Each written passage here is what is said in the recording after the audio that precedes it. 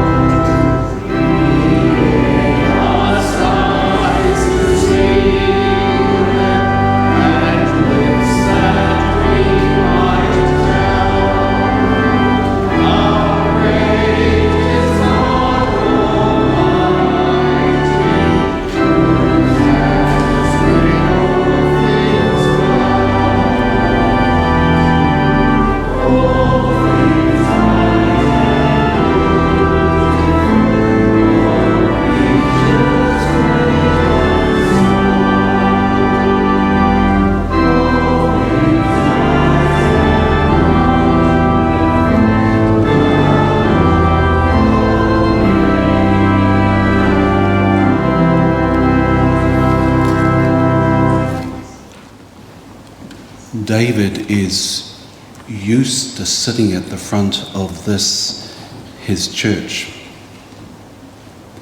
Perhaps not this close to the front. He knew his God. And he walked his God quietly. It doesn't matter where David sits this morning. What he does know is that he sits now alongside his God. God has been good to David. So good, in fact, I'm wondering if that's why God took him before the All Black game. He knew his plan for David since his birth. And we this morning are receivers of the gift of his life. On behalf of the Reverend Graham Colley and the family here this morning, thank you for being here. Thank you for helping them to hold all this together this morning. It's a lot. When you have a family such as this, who are a big family but a really skinny family, you learn to do life together. And this morning, they're trying to do their best to say farewell together. You bring your connections, your history here this morning. And the family are very grateful to have you join with them.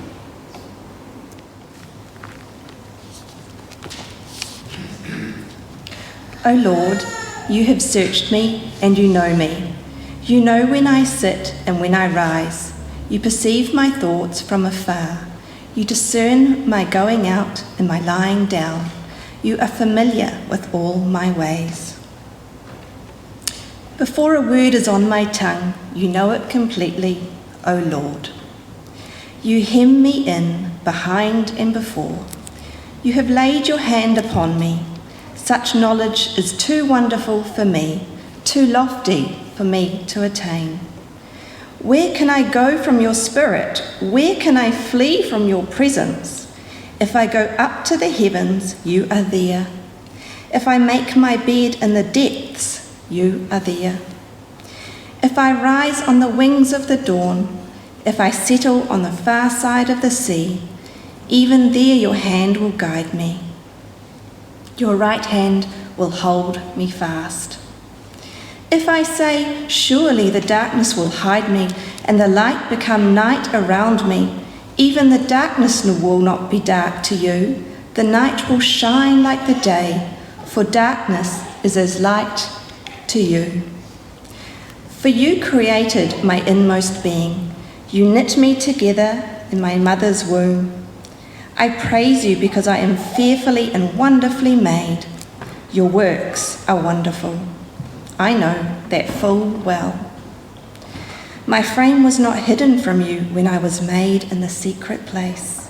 When I was woven together in the depths of the earth, your eyes saw my unformed body. All the days ordained for me were written in your book, before one of them came to be.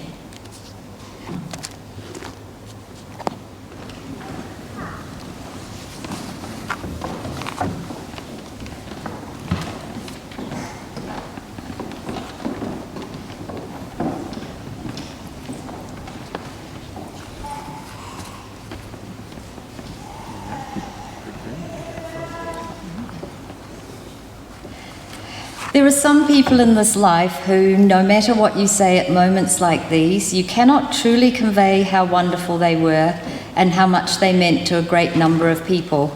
Dad is one of those people. His kindness, compassion, humour, patience and friendliness was unmatched by anyone else I've met. I always used to tell people that I thought Dad was actually the nicest person on the planet. As you'll know, Dad wasn't originally from here.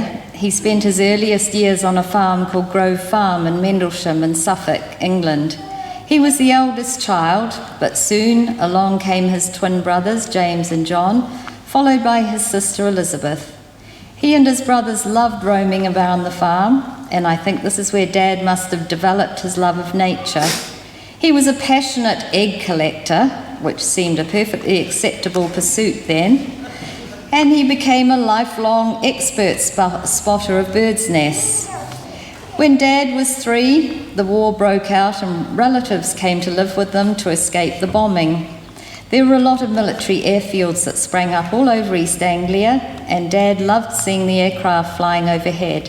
He always loved planes, and when he was at university, he flew chipmunks in the Air Training Corps. Dad was very clever. When he was 10, he passed the brand new 11 plus exam and won a scholarship to Brandeston Hall in Framlingham College. He had to board, which must have been an enormous shock for a shy boy from the farm and village school. 2 tragic things happened during his first year there. First, his father died suddenly, and then Dad contracted polio. Luckily, he recovered without serious permanent impairment. He does seem to have enjoyed his time at school. We children always enjoyed his stories of various escapades, rolling smaller boys down the main staircase in wicker laundry baskets, making cowslip wine illegally and hidden in cupboards, and on one occasion carrying a master's mini up the front stairs and into the hall at the foot of the main stairs. Despite all the fun, he must have also worked hard, because he then went to Bristol University to do his veterinary degree. I shouldn't turn the pages too fast. He graduated from Bristol in 1958, along the way also acquiring a wife, Sally, and baby, me. We all moved to Devon, where most of his clients seemed to be sheep farmers. One notable client was the imposing Princetown Prison on Dartmoor. They had a farm where their less risky prisoners could work. I can remember accompanying him and seeing all the prisoners sitting around the edge of the farmyard eating their packed lunches. I love going with Dad on his rounds, and it's a testament to his patience that he tolerated my company. I must have been a particularly inquisitive and determined child. Sometimes he would need me to stay in the car, but I was such an escape artist that he had to remove both the door and the window handles and carry them in his pockets.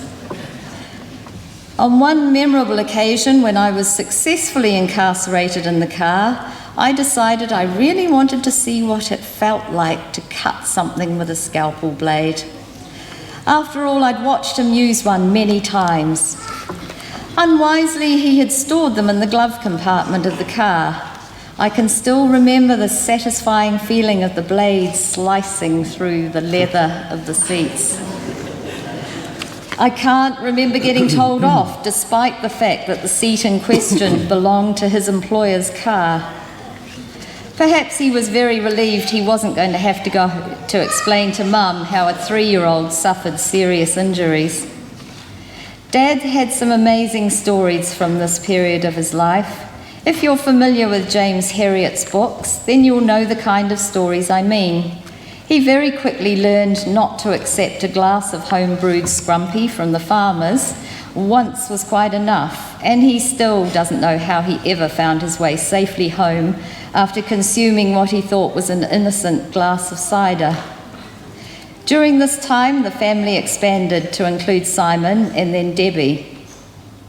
After Devon, we moved briefly to Fordingbridge in Hampshire, and we replaced walking and exploring the wilds of Dartmoor with walking and camping in the New Forest. While we were living there, Mum and Dad received a letter from an old client who'd moved to New Zealand, Maramarua to be exact. In that letter, he said that the local vet in Ngatea was trying to find an assistant, and he thought Dad would love the job. At that time in England, there was the constant threat of nuclear war, and also Dad knew it would be many years before he would be able to afford to buy into a vet practice. So, to cut a long story short, Alan Hodgson gave Dad the job, and in January 1967 we packed up our belongings, said goodbye to family and friends, climbed aboard the Greek ship the Alanus and sailed off to New Zealand via the Mediterranean and the Suez Canal. Once we got to Ngatea, where Dad, in his habit of wearing a tie to his farm calls, entertained the Kiwi cowcockies, we settled into a tiny 2-bedroom flat while a more suitable house was built. It was a bit of a squeeze in the flat, especially as child number 4 came along. That was Nigel. I moved from sleeping on the couch in the lounge out to a caravan in the back garden.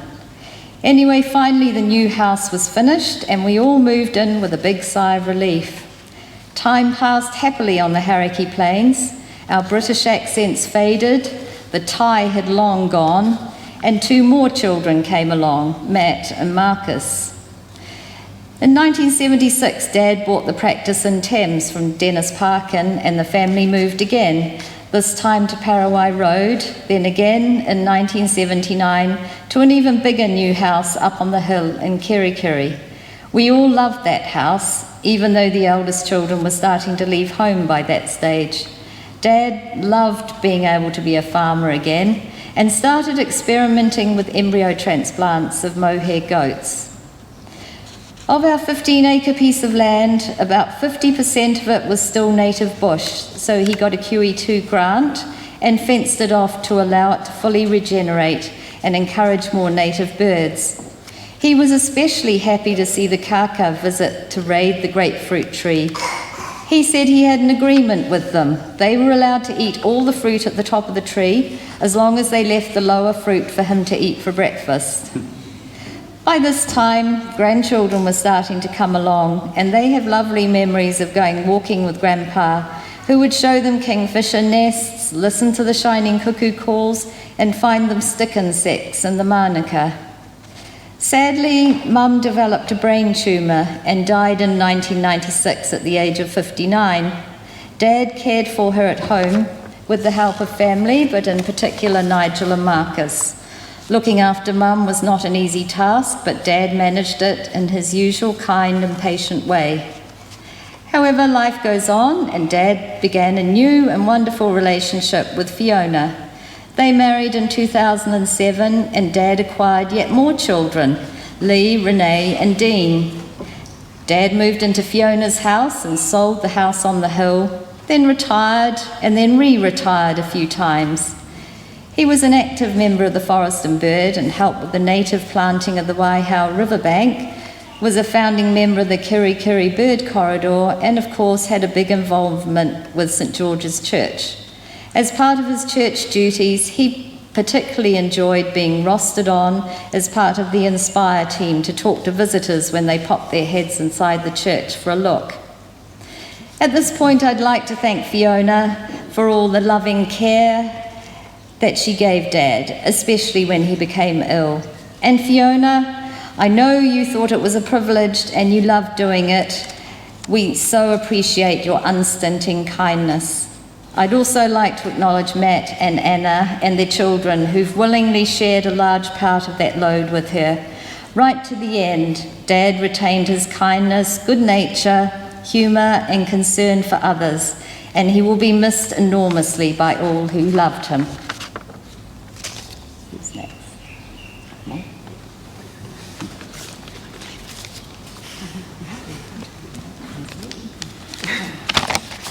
Pretty hard to follow that one, isn't it? It's all right, no one else's is that long. Yeah, what I'd like to talk about is Dad's kindness and his tolerance. As eldest boy, it was my duty to pave the way for the other siblings. And I'm sure this has really tested Dad's tolerance level. I found, like all others know, Dad is an incredible, tolerant man, father and husband. I'm not saying anything, Fiona. Who put everyone before himself. And even myself struggled to find Dad's upper tolerance limit. I would like to share with you one occasion where Dad's upper tolerance limit was surpassed. Well, when we lived in Paraguay Road, we had a U-like driveway. where you came in one entrance, past the house, and around a lone magnolia tree in the lawn, and exited out the other side to the road. Well, on one quiet evening, the quietness was broken, with the car roaring down that drive between that house and Magnolia, skidding and sliding all the way round the corner and back onto the road, and it was gone. Dad looked at me and said, "Do you have anything to do with this?" Which obviously I didn't. About 10 minutes later, the peace was broken again, with the roar of the same car skidding and sliding around the magnolia tree and out of the road and gone. Again, Dad glared at me, and again I knew nothing about it. Why was he looking at me? Dad got up saying, "Do you think they'll be stupid enough to do it again?" He wandered outside quietly, as Dad would, grabbed the only weapon at the back door, which happened to be Debbie's hockey stick, wandered out and stood behind that lone magnolia tree. Well, he didn't have long to wait.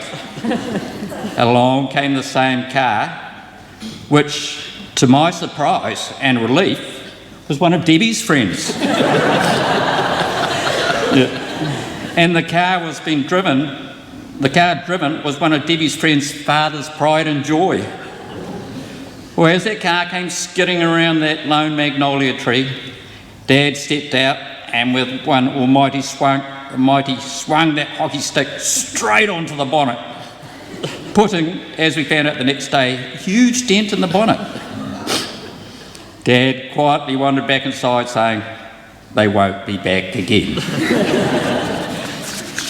Yeah, we all got a fair bit of stick, excuse the pun, the next day at school from our school buddies about Dad, the wild hockey stick wielding vet. Well, Dad, you set the bar extremely high. I often stop, take a deep breath, and when things aren't going my way, I say to myself, what would Dad do here? Dad, you're a bloody legend.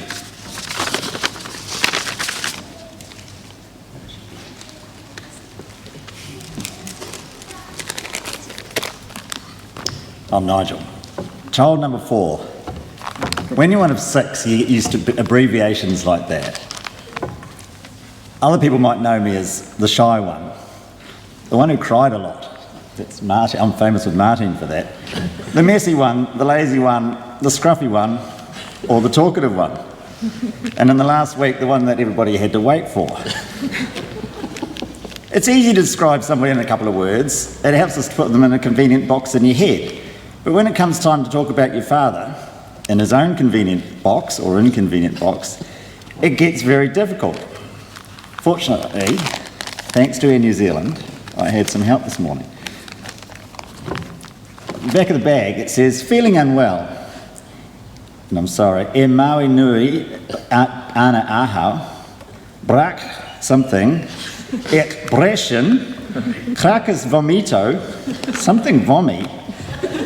However you say it, it all comes out the same. And I thought, well, it's kind of the same with talking about your father. You can't say anything that does justice, but it probably doesn't really matter. Dad was I always saw Dad as the perfect father, major inspiration, not just as a father, but I'm lost for words of how to talk about it.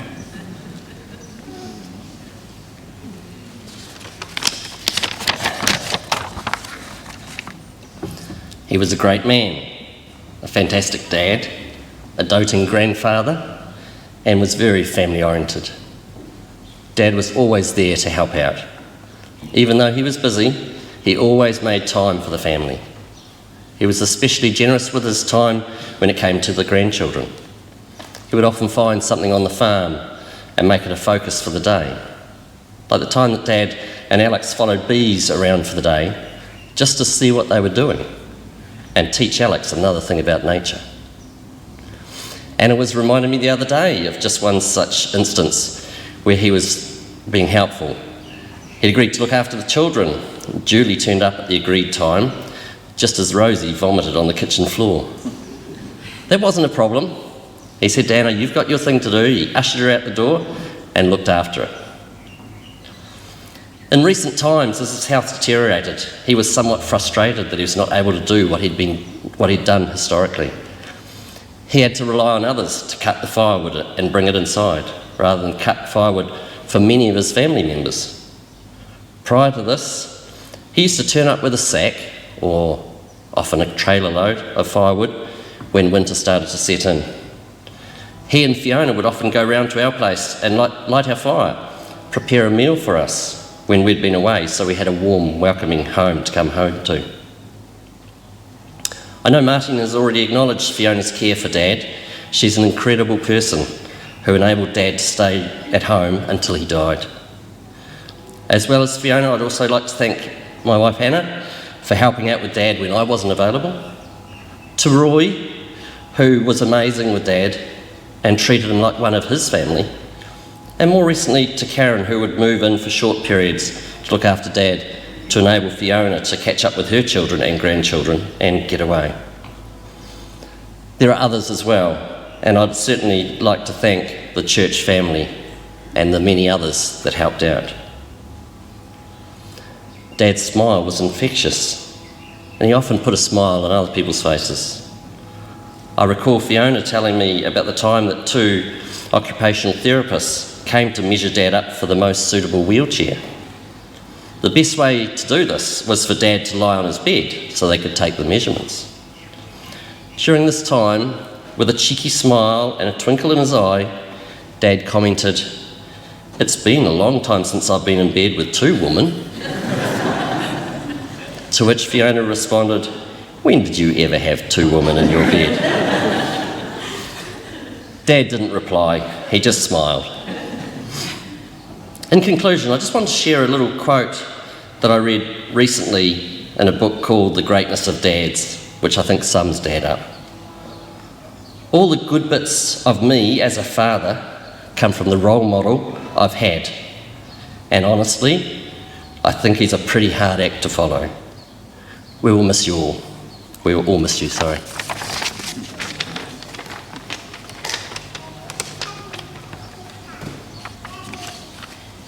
It's hard growing up in a vet household without developing a love and an interest in animals, especially as Martin said, we used to get the opportunity to go on his calls with him, whether it was to farms or to the clinic.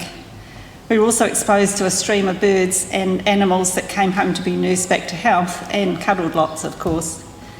When I decided to follow in Dad's footsteps and become a vet, he and Mum were both delighted. It was very convenient for me when I needed to see practice, though in reality I'd been doing it all my life.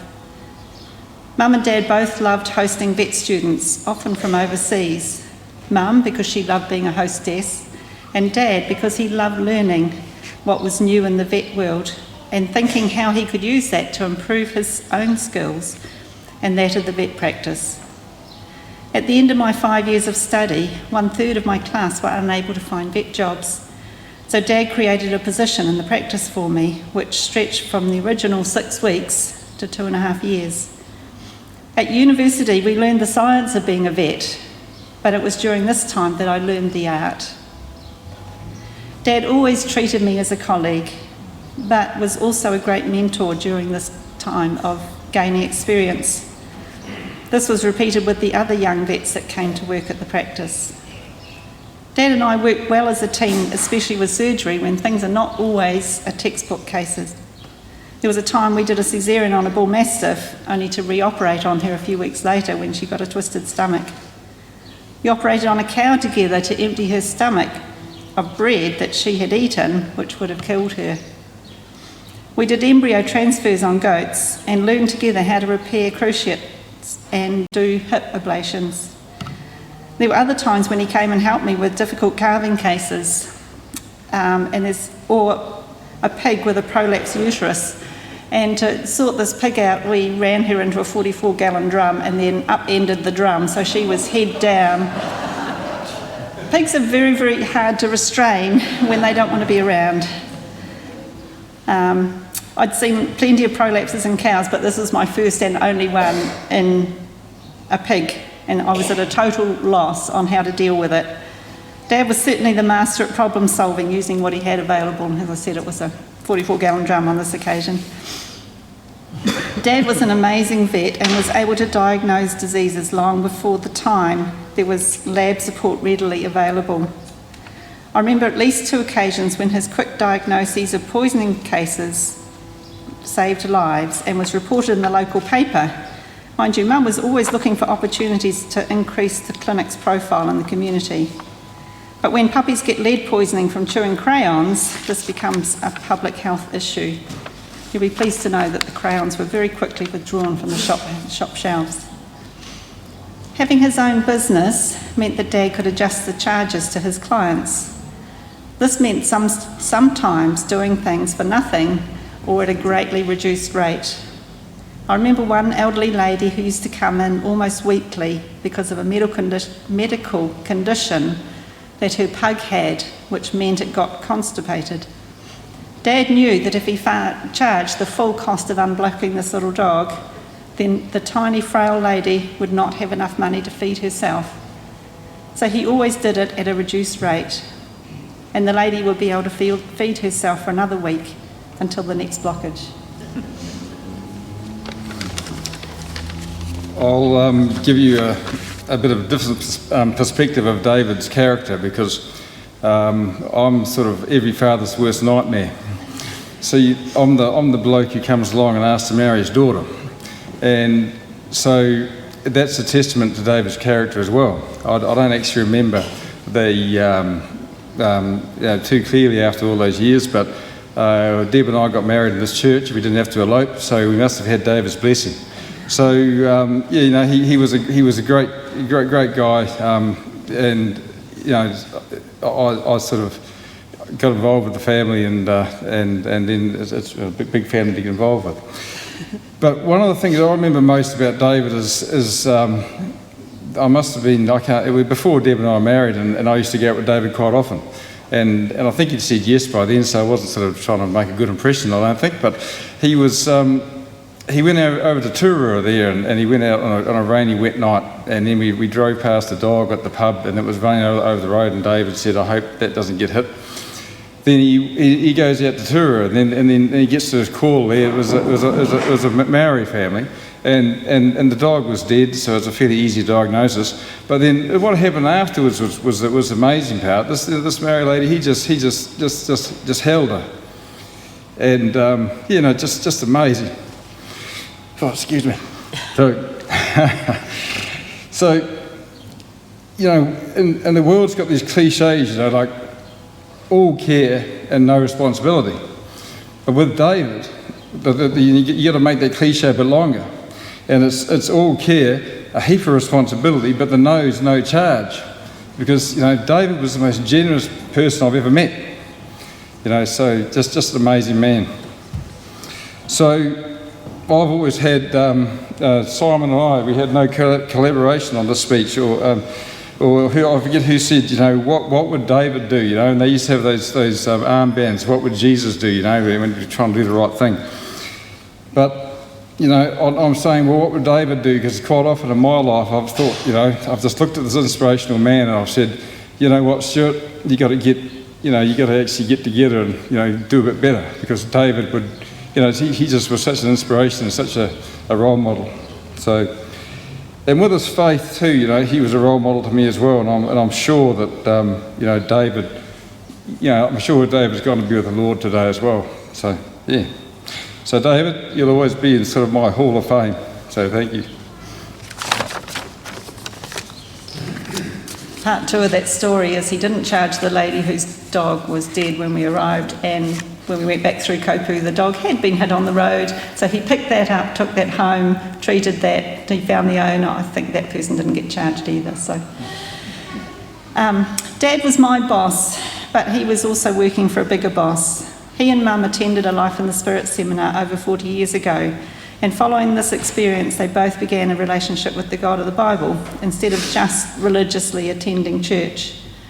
When God's Spirit opens your eyes, you realise that all the good things that you do, no matter how many, will never cancel out the bad things that you do, no matter how few. Dad was a very good man, but this encounter left him with the means to be a disciple of Jesus and the motivation to be Jesus' hands and feet on this earth. There is a list in the Bible which are the fruit of the Spirit, and I'm sure you'll agree that Dad displayed these in his day-to-day life.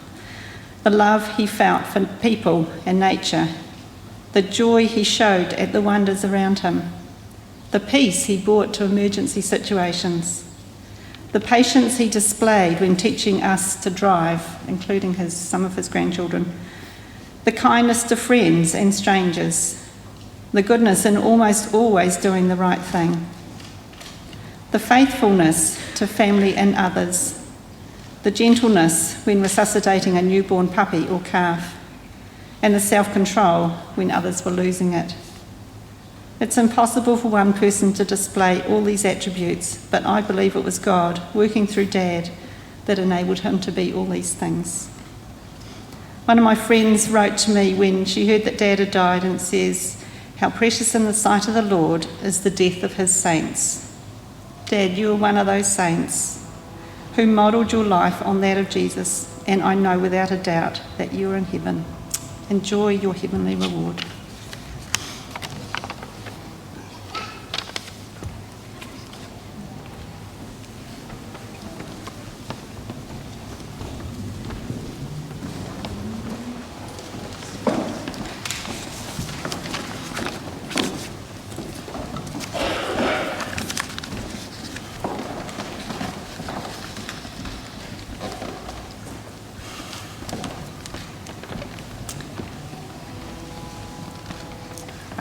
Hi, I'm Emma. I'm David's eldest grandchild. Oh no, sorry.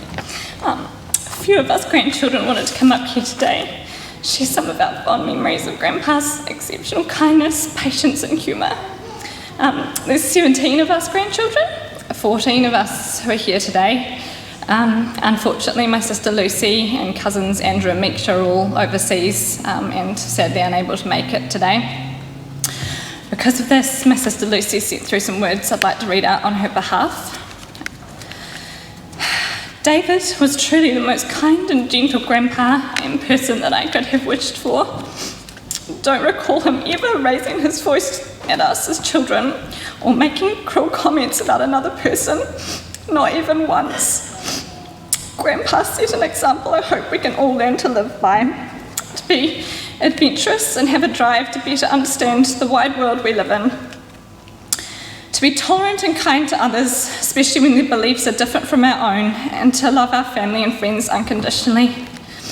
Grandpa has been and will always be the heart of the Juby clan, and while I will miss him dearly, I'm thankful for the wonderful memories we have of him. I'd just like to say a few words of my own as well. I have so many wonderful memories of Grandpa, it's hard to know which ones to talk about. Helping me rescue baby hedgehogs out of the strawberry patch, the many hours spent in his surgery helping him spay cats, and adventuring down the Kerry stream. He even taught me how to drive, which really does show he had the patience of a saint. One of my fondest memories was of climbing into Grandma and Grandpa's waterbed every morning during our visits, at what I now recognise to be an incredibly antisocial hour of the morning. In true Grandpa style, I never got told off for my ongoing early morning wake-up calls. Instead, he found me a clock and taught me how to recognise when it said 6:30 a.m.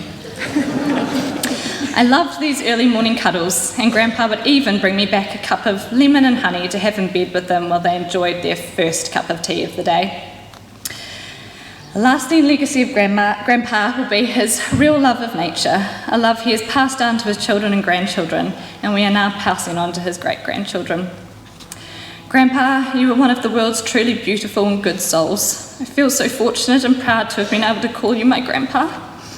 Your presence in my life has been a lifelong source of many happy and precious memories, and I will always treasure all the special times we spent together. You will be missed immensely.